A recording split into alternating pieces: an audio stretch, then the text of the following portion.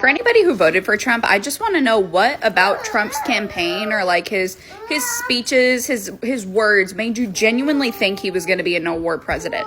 Like, what did he do in his first term that made you believe he would follow through on his words of being no Hey war? beautiful people, welcome back to my YouTube channel. Thank you for stopping by, supporting your girl on this channel. So all credit goes to the creators in this video. And in today's video, on today's FAFO Seeing Chronicles, people say it's xenophobic for black folks to say we sitting this one out when it come on to the deportations and stuff like that. That's not xenophobic. Go read the definition. Black folks have the right to say I'm done, especially black women. Black women have the absolute right to say they are tired. It's like y'all saying that black people are not allowed to be tired. Black folks told people how to vote. They didn't listen. Black people been trying to educate people on racism being a system, right? They don't listen. I don't know what to tell you. Like what do y'all want from us?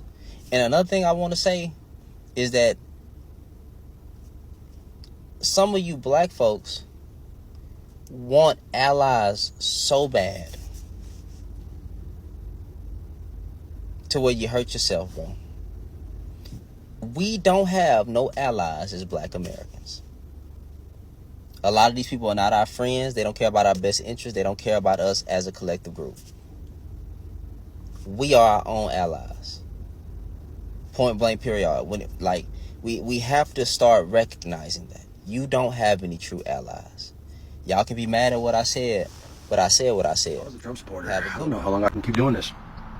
I have a construction company, and not a fucking thing is getting done. This is what I get.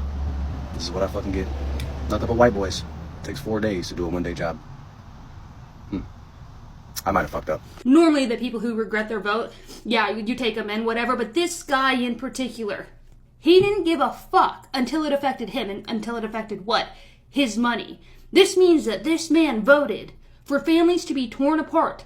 And right now, he does not care about the families being torn apart. He pretty much, in his videos, I went through his page, his only issue is his pockets. He does not care about the living conditions that these migrants are being put in. He doesn't care about the families being torn apart. He doesn't care about lives being shattered. He literally just gives a fuck that his business is losing money because YT people don't work as hard as migrants. That is it. That's all. That's all he gives a fuck about. So yes, I hope your business fails. I hope you feel every single ounce of that vote. Because you didn't give a shit until it affected your pockets. And that's kind of one of the lowest things. So many more videos of people saying that they regret their vote for Donald Trump. While that's great, I really need to know, why did you vote for him in the first place? It was an open book test. The book was literally on fire. What made you say, like, yep, this is my guy? Was it the bankrupted casinos? The fraud university that he ran? Was it because he was found liable for SA-ing E. Jean Carroll? Or was it because he's a convicted felon with 34 charges? Oh wait, I know. It's because everybody else was lying but him. He's the only one that tells you the truth. Listen to how that sounds. It wasn't only just liberals who were trying to warn you. There were people from his own cabinet. General Mattis said that Trump is the first president that did not try to unite the country. John Kelly, his own chief of staff, said he is the most flawed person he has ever met. Bolton said he is unfit for office. Barr, his own former attorney general, said that he is detached from reality. Liz Cheney called him a threat to democracy. Not only that, her father, Dick Cheney, Mr. War Criminal Halliburton himself, said that there has never been a greater threat to the Republic than Donald J. Trump. You still voted for him. Why? Over a qualified woman who had a weird laugh, who they said slept her way to the top without zero proof, things without proof, but with the proof that Donald Trump is a racist, homophobic, transphobic rapist with ties to Epstein, who's never passed any real legislation, who still doesn't have a health care plan, and always plays the victim.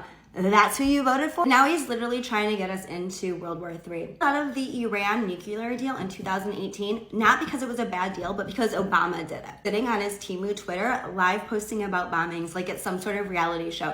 That's not foreign policy. No wonder his fake university was sued. He treats everything like a scam, even war. What about his first term, since you all who voted for him think he did something so great? The low gas prices during COVID that got you all warm and fuzzy? You mean when the world shut down, nobody was driving and demand tanked? That's not academic genius, that's a global crisis. Prices rising under Biden should surprise nobody. It was a direct result of Donald Trump gutting reserves and mishandling the pandemic.